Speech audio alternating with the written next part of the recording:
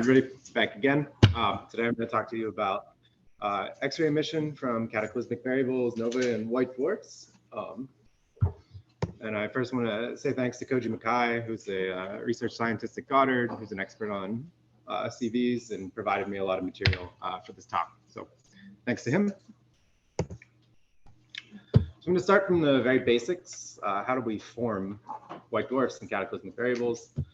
So a lot of you are probably very familiar with this, but in case not, main sequence stars that are not very massive, so 1 to 8-ish solar masses or lower, when they end their lives in these planetary nebula and leave behind a white dwarf. And then I'll leave other people to talk about the neutron star and black hole case, but our sun, for instance, will end its life as a white dwarf. Additionally, most stars, greater than 50%, are born in binaries. So basically, you can have mass transfer between the different companions as they evolve, and this can cause different masses in the final, when the star finally dies, it can have a different mass than it was born with. And eventually, in these binary systems, one of these stars becomes a white dwarf on a short orbital period, and this is how we come about CVs. So why do we care about CVs? What's kind of the big questions? Why do we study them? So one reason is they provide a less complicated regime into which we study accretion. So relativistic effects are not very prevalent, like you'll see in the X-ray binaries later this week. So that makes things simpler. They can also help constrain binary evolution and mass transfer in these systems, which is important for how stars evolve. Type 1a supernovae, maybe you've heard of, is basically when a white dwarf explodes, and they're used across cosmology. Yet the progenitors of these systems, or how we get them, is still not very well understood. So by studying mass accretion in CVs in our galaxy, we can hope to learn some potential evolutionary pathways for those types of systems. If you're interested in transient and variable sources in X-rays, frequently these pop up, so it's good to know what they are and how to rule them out quickly if you're not interested in studying them as transient sources. And they're also a major contributor to the galactic X-ray background in the galaxy, so in the bulge and the ridge region. Okay, there's a number of different classifications for CVs, so I'm going to go through those. You don't have to remember all of them, but this will just be good for reference in the slides. So cataclysmic variables generally occur when you have a main sequence star that overfills its Roche-lobe. So essentially, you have some point called this Lagrangian point, where the gravity of the companion and the white dwarf are essentially balanced. And if the star becomes larger than that point, the material flows from the star onto the white dwarf. And I'm sure you're going to see this a lot, 10 more times this week. So basically, that material then it gets accreted by the white dwarf. And it also forms an accretion disk in some systems.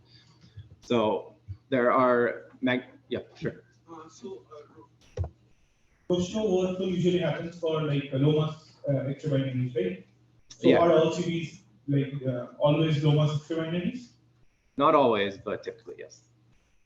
Okay. So is it that CVs are these low mass extra binary systems, or like most white dwarf system are low mass extra binaries? I'm not sure what you mean by that. Sorry. They typically have low mass companions. Thanks. Yeah. But you'll see in a minute, the distinction between some of the classes depends on the companion. So there are two classes. There's magnetic and non-magnetic CVs, and then there's two more classes in the magnetic CVs. So the first is I'm going to talk about are the intermediate polars. So these have magnetic fields typically on the order of 1 to 10 megagauss. And essentially, their magnetic field is low enough that they can still form an accretion disk around them. That accretion disk gets truncated by the magnetic field, and then the material falls from the edge of the accretion disk along the magnetic field lines and lands onto the surface of the white dwarf. These typically have orbital periods on the order of 80 minutes to 10 hours, and can have spin periods on the order of hundreds of seconds to 1,000, 2,000 seconds. Another magnetic CV are the polars, and these have higher magnetic fields than what you get in the intermediate polars. So their magnetic field strengths are 10 to 230 megagauss. And just to give you an idea of how strong these fields are, The strongest magnetic field that we've produced here on Earth so far is still of the order of about 0.5 megagauss. So these are, a few to 20 times the magnetic field.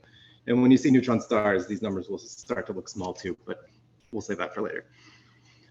So because of the strength of the magnetic field, the accretion, instead of flowing into a disk, goes directly into the poles of the white dwarf and then flows down onto the surface. So you don't typically form an accretion disk in these systems.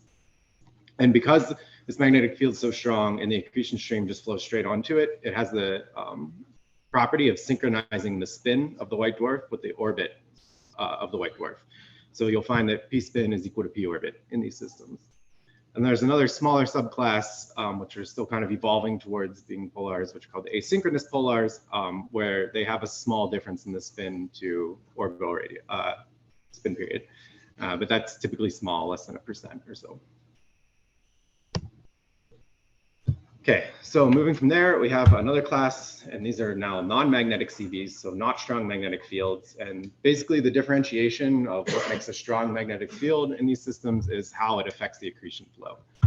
So in the non-magnetic CVs, essentially the accretion disk can reach the entire way down to the white dwarf surface.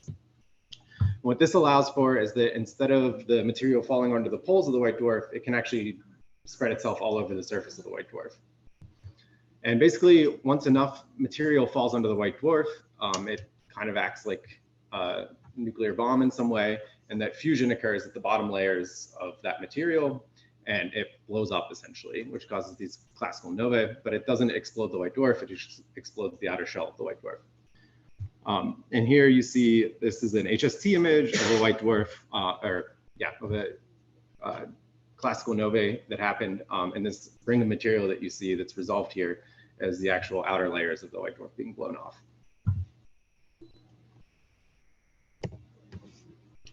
And there's another class called the dwarf novae, and there's also nova-like CVs.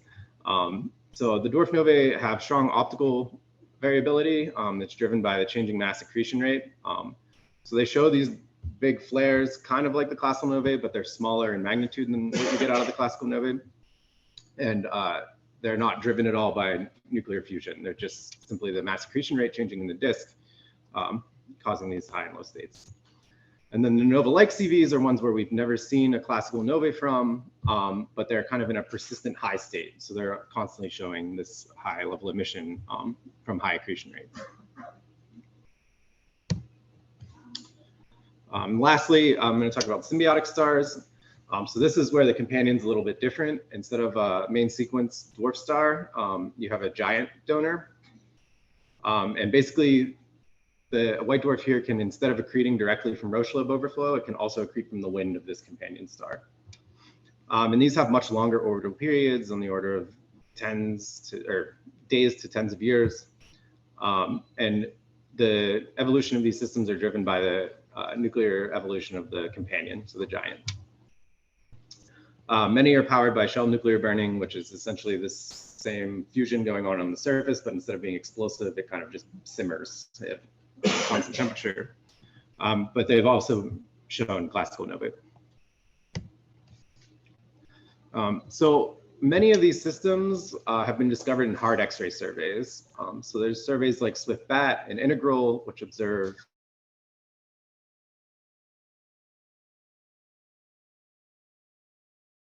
of 100 keV, and they've detected after X-ray telescopes like XMM, Chandra, and located the counterparts. And the reason this is because of their thermal emission, which I'll get to in a minute.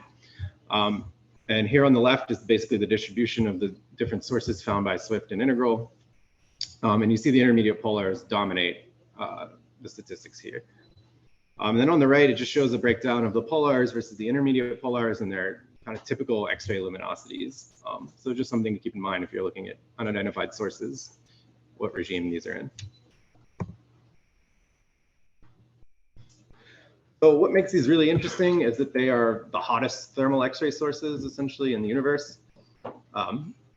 So the most astrophysical processes in like pulsars or supernova remnants are non-thermal processes. You can also have comptonization, which we'll come back to in a little. And then you can have optically thick and optically thin thermal emission. And this can exist in very energetic sources like supernovae or galaxy clusters, but there the temperatures are on the order of 5 to 10 keV.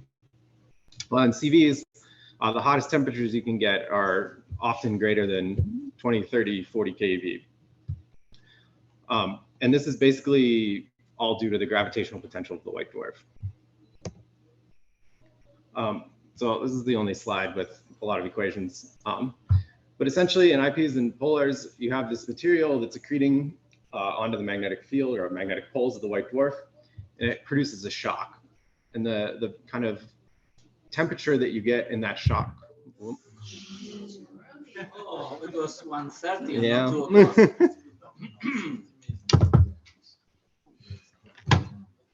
So much planning. If anybody has any questions, now's a good time.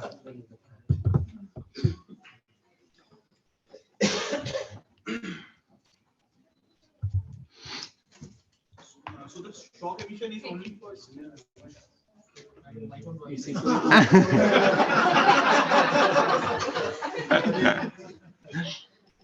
Yeah, go ahead. So this shock emission will only happen when there is this channeling of matter by the magnetic field. Yeah. And so then how is the X-ray emission happening in the non-magnetic CVs? So it's a good question. It's not as, they're typically not as X-ray bright. So the ones that we find then in the non-magnetic CV cases are typically very nearby. So the IPs we detect out to a couple kiloparsecs. But the ones that are non-magnetic are often like 100 parsecs or closer. So it's really more of a distance than a, they're not as X-ray bright essentially. Their luminosity is not as high. What is the characteristic backbone temperature of these systems? So the black body is not really a good approximation for, like a second as to what's causing the thermal emission. But typically the surfaces of the white dwarfs aren't hot enough to be seen in X-rays. Sometimes you'll see them at very soft X-rays, maybe like less than, I don't know, less than 100 EP.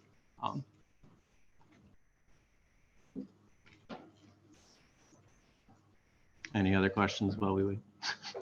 Yeah. Can you maybe explain the difference between optically thick and optically thin thermal emission? Like, do you still see a black body in both cases, but one of them is just weaker and optically thick phase? Yeah, it's a good question.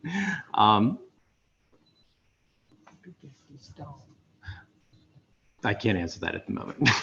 Sorry. No. I'll come back to you. Maybe somebody else has a better answer. Yeah, Dan. Yes, I think the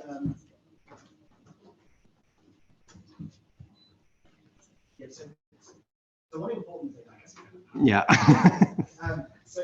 One important thing about thermal emission is that if we want a black body, we need to be able to get the matter and the radiation.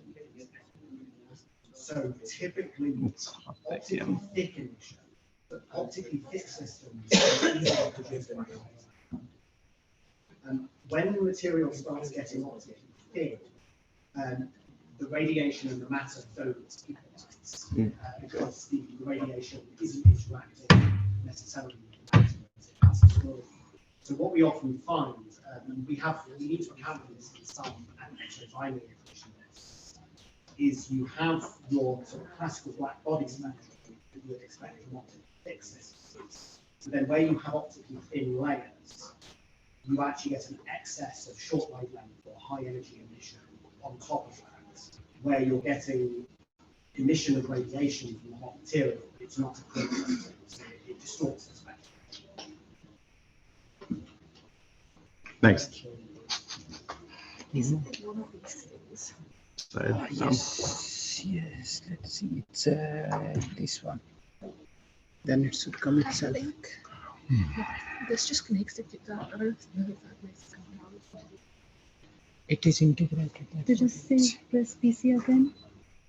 No, but it's not PC. Yeah, it's Hiroshima. No, it's coming. It takes some time to. Yeah, they said wait a few seconds and then let's say a minute and then press PC. No, PC will not need it. It will be a HDMI only. But here we have to wait a bit. No, it's coming down.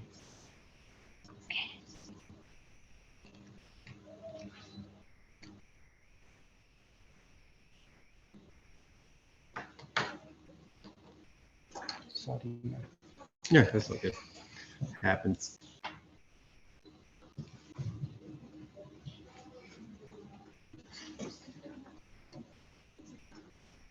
Can you see the screen?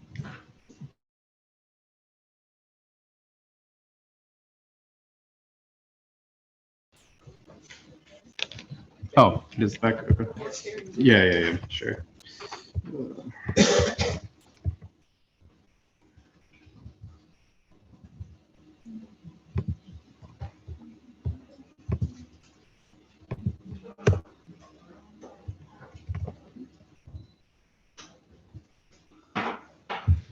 Is it good?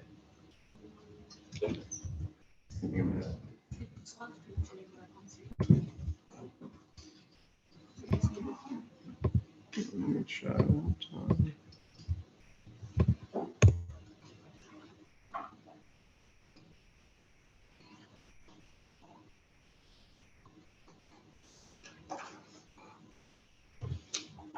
Oh, on my end, it says you're screen sharing and it shows the.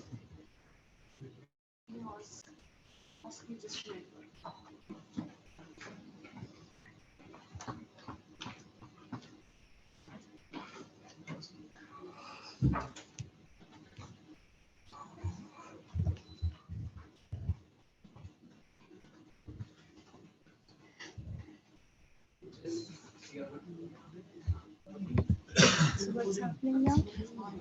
She's not seeing my screen on the Zoom. I'm not sure why. So I'm sharing on my end and it shows like the.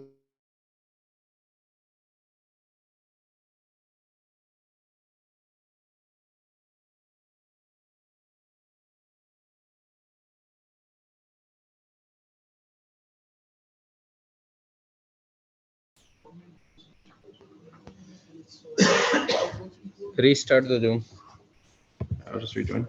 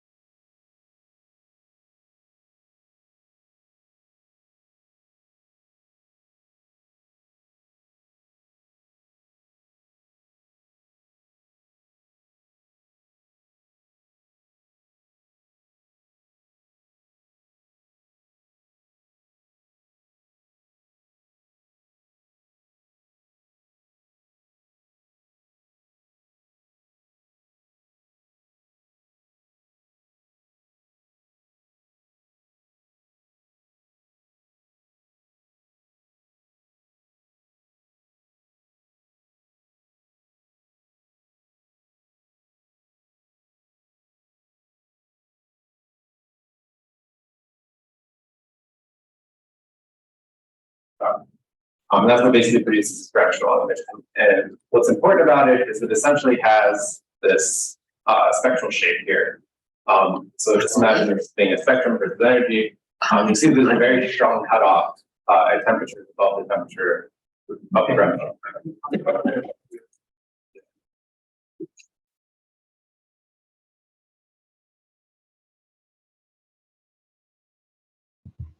Okay, good.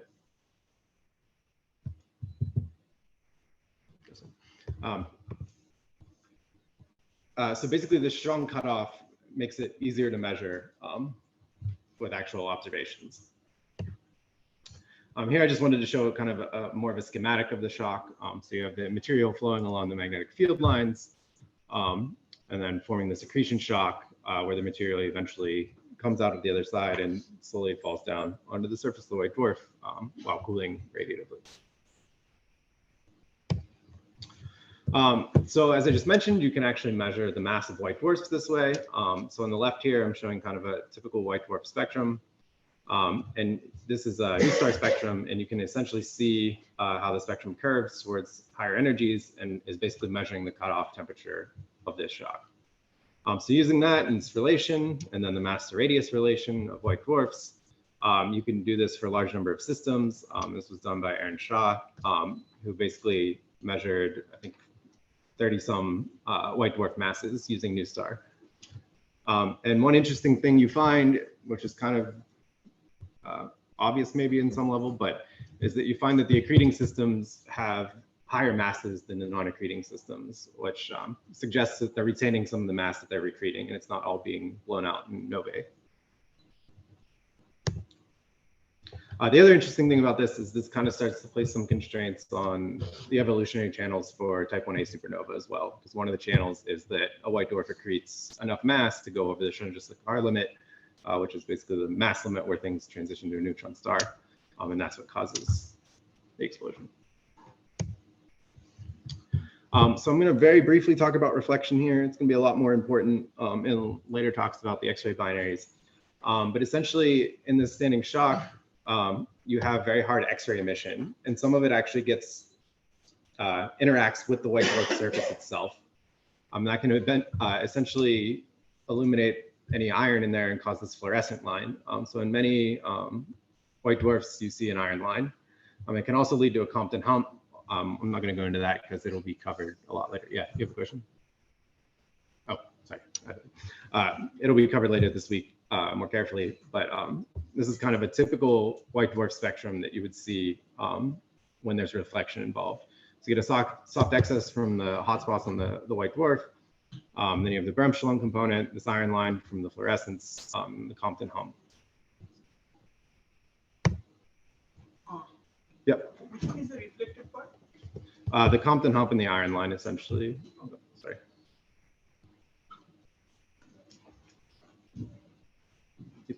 Sorry, can you just slow down a bit? Oh, yeah, sorry. I'm really bad at that. I apologize. Get too excited. So things you have to look out for when you're fitting CV spectra. One of the main things is they often have complex absorbers. And this is because in the accretion stream, which is just kind of approximated by this box here, you have X-ray emission coming from across the entire shock. And essentially it has to pass back through some of that material to get to our observatory. So oftentimes you're seeing X-ray emission from parts that are absorbed by different amounts of material, and that makes it very complicated to fit often. On the right here shows a spectrum from a white dwarf or a cataclysmic variable, where basically they tried to ignore this complex absorption, and they got this model 1 here, and their data is the whole way up here. So you see that it very much underpredicts the data. And by adding reflection and a complex absorber, they were able to get to M4, which matches the data much better than this non-complex absorber and reflection model. So it's just something to keep an eye out for if you're working with these sources. Yeah. So can you explain that box graph? What is the x-axis and what is the y-axis? I could not understand that. Here? Yes. Yes. It's just a schematic. It's not really like a plot, but basically the y-axis is just the height of the shock. So this is kind of where the shock's at. X-axis is just the rough dimensions, the width. And then this is just showing essentially that as you pass through different kind of lines of sight through the shock, you get different absorbing column densities. So that leads to complex absorption features that aren't easy to model often. So there's, yeah, we can talk about it later if you're interested. So one area that's interesting that's coming up is high resolution X-ray spectroscopy. So Prism and maybe Athena will open up the power of high X-ray resolution observations of these sources. And it will basically allow us to probe the density diagnostics for magnetic CVs and allow us to measure the size and better constrain the geometry of the accretion column and the magnetospheric interaction region. And there's also the potential to measure the redshift of the 6.4 keV line and get another estimate of the white dwarf mass, which would help confirm that our models are giving the right masses out too. Okay, I'm going to talk a little bit about timing. So CVs, as I mentioned, show spin and orbital modulation frequently. So on the left here, you see a folded pulse profile of a CV that has spin period about 173 seconds. So they can be strongly modulated. This is NuStar data. However, often their optical periods are kind of too long to be detectable in a single X-ray observation. So you need to find people like David who will nicely go and take optical spectra for you and help you constrain the orbital period. So on the right here is a radial velocity curve for this particular system, where we measured the shift in the H alpha line of the companion star to get a constraint on the orbital period. So for the intermediate polars, this is kind of the spin and orbital period distribution. As I mentioned, you have spins of 100 to a couple thousand seconds, and orbital periods on the order of 1 hour to a couple days. Okay, so for the next few slides, I'm going to talk about just kind of some interesting developments in white dwarf science that have happened over the last year. They're not all X-ray related, but I think they're interesting enough to warrant some discussion. The first, which was kind of unexpected, was that in classical Novae, I showed you that image of the shell being thrown out of the system.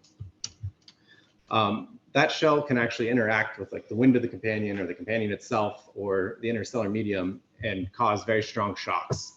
And as you learned yesterday, shocks can accelerate particles. And somewhat of an surprising result was that it can actually accelerate particles so high that it's detected by a Fermi. So this was not anticipated at the launch of the Fermi mission, which works at GeV energies, so a little outside the X-ray range. But they've now detected of the order of 14 or so of these systems. So we have a large sample size. And to take that even a step further, very recently, just last year, Hess actually detected one of these things. So it even extends the whole way up to TeV energies, which people didn't expect it to go to GeV energies. So these shocks are something we're still learning a lot about. Another thing, there's some optical people here. I thought I'd just advertise this. So Koji Makai has a really nice webpage where he has source catalogs of all the IPs and polars, but he also has a wish list where he has a bunch of sources that still need to have their orbital parameters confirmed, which can be done through optical observations. Maybe if you want a source to study, you could go look at those in X-rays and also optical. There are also a few rare systems that have been discovered in recent years. One is called AR Scorpii. And what's so crazy about it is that it acts like a pulsar as a white dwarf. So it has very strong beamed radio emission on the pulse period, which hadn't been seen from a white dwarf before until this system. Currently, it's the only one known. And it's also a relatively bright X-ray source. And somebody here was going to look into that during this workshop. So maybe we'll see some nice results from that at the end of the workshop. Another very rare source type is the BE white dwarf binaries. So there have been a handful of these now discovered in the Small Magellanic Cloud. What's kind of strange about these is that typically the BE stars have relatively high masses. So you essentially have something that was low mass that formed a white dwarf before the high mass star exploded, which is a bit counterintuitive. So that strongly suggests that there was a lot of mass transfer going on during the evolution of this binary. So finding more of these can help us constrain those models better and better understand these kind of interesting systems.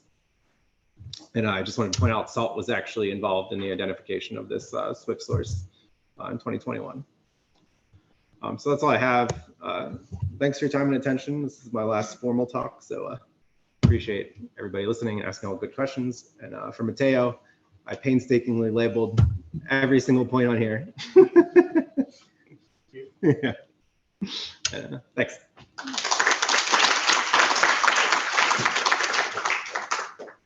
Wow. Even after 40 years in time. Yeah. Yeah, I'm kind of interested in the Hare Scorpii. Yep. That's what reading frequencies can maybe. Yeah, that's a great question. I don't know off the top of my head. Yeah, David probably knows. Was the question which radio frequencies? Yeah. Okay, so it's you can see from low to high frequency, both with VHF L band and also the high frequency VLA as well. Okay. And I'd add that there's a second one that's been discovered last year, which is another AR scope system. It's only been observed with meerkat so far, and it is also strongly pulsed from the L band. Thanks.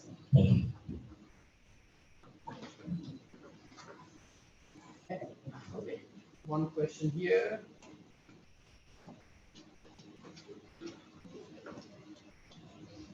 Okay, you have a graph of the orbital period? Yeah. Not yet. Okay, could you please explain why we have more? Yeah. On the So right side and then the gap, yes, there's this period gap. It's a bit complicated, and I'm not sure I completely understand it, but I'll give you my best interpretation of it.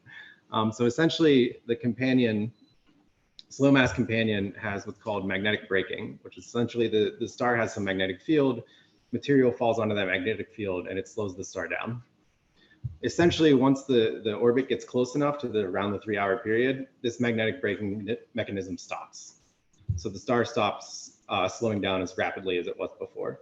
And it essentially stops overflowing its Roche lobe. So you kind of kill accretion. And then basically as the system orbits each other and emits more gravitational radiation, the orbit shrinks still. And eventually it gets to a point where the Roche lobe overfills again and it starts falling back onto the white dwarf. So there's this gap basically where the kind of X-ray emission shuts off in these systems because the Roche lobe doesn't overflow anymore. That's my best take. Yeah. We will have 3 more minutes per question in light.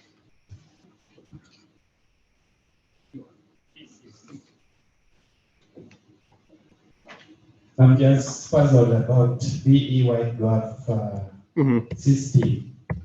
And probably if we go to the history of formation of CVs, I would assume the 2 stars are usually born around the same time.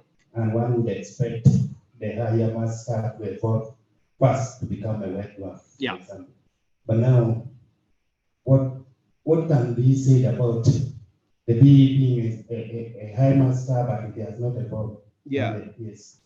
Yeah, so essentially it basically just tells you something about the mass transfer. So essentially it means that a large amount of mass is transferring between these stars throughout their history. Exactly how that happens, I still don't think we have a great handle on. I know there are some papers on kind of speculating how these are born that I can try to point you to if you're interested. But yeah, it essentially just means there's a lot of mass transfer between the stars as they evolve.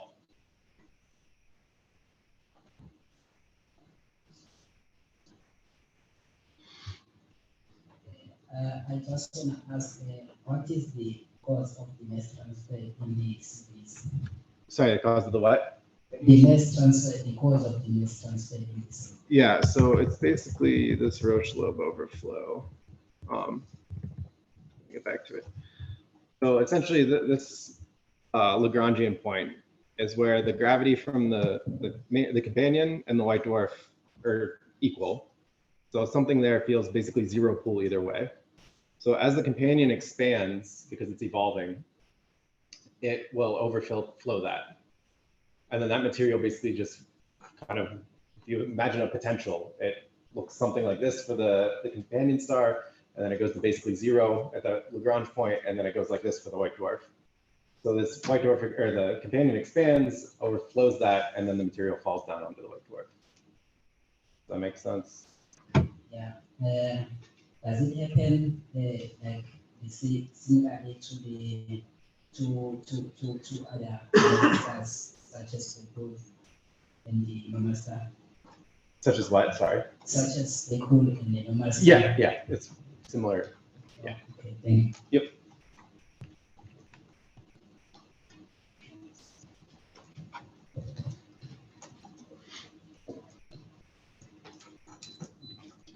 Sort of a general one. In the beginning, you said that these systems binaries are common. Do you have a percentage? Yeah, it depends a bit on mass, but I've seen as high as like 80-something% can be born in binaries. David, do you have a better number on that? Yeah. Yeah. I was the project is old, but I was just wondering in the spectrum that you showed, there was like a big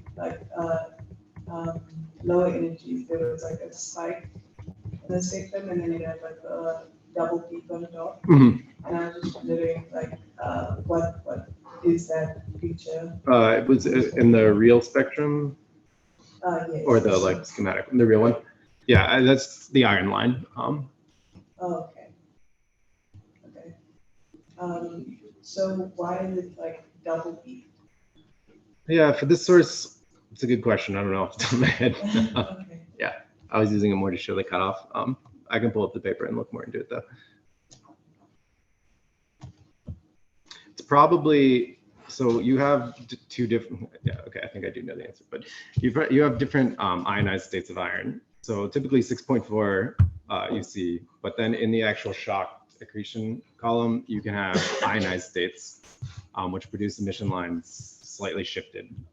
And typically we don't have the energy resolution to actually resolve all of that. So it kind of shows up as one big broad hump. Yeah, so you see like the 6.4 and then it slightly falls off. And then there's the two other lines that are kind of smashed together and you can't really resolve them.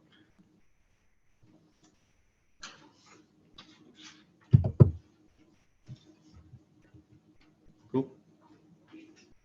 Any other questions? We have still one more minute. And I will feel really bad if the power doesn't go off.